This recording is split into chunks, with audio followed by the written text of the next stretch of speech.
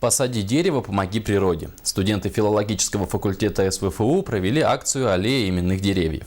Силами участников на территории высажено порядка 20 саженцев. За озеленением наблюдала Анастасия Данилова. Аллея именных саженцев, объявляю открытую.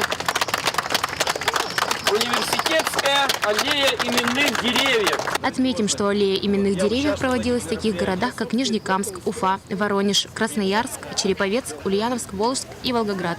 А теперь акция прошла и в Якутске. У нас произошло очень большое сокращение площадей зеленых зон. Ну, естественно, пожары, они в том числе вносят свой негативный вклад. То есть территория площадей сокращается. А что такое зеленая зона? Лес – это прежде всего источник жизни. Это воздух, без которого, понятно, что это легкие планеты. Таким образом, студенты внесли свою лепту в празднование Всемирного дня окружающей среды, озеленение родного края и развитие экологической культуры среди молодежи. На каждое дерево, здесь будет 20 деревьев, на каждое дерево прикрепляется именная бирочка от того или иного факультета или института. Это очень хорошо, это общее озеленение.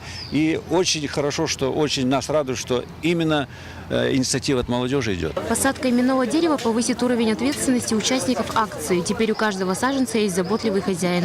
Со временем студенческий городок может стать одной из самых зеленых территорий Якутска. Анастасия Данилова, Василий Слепцов. Новости столицы.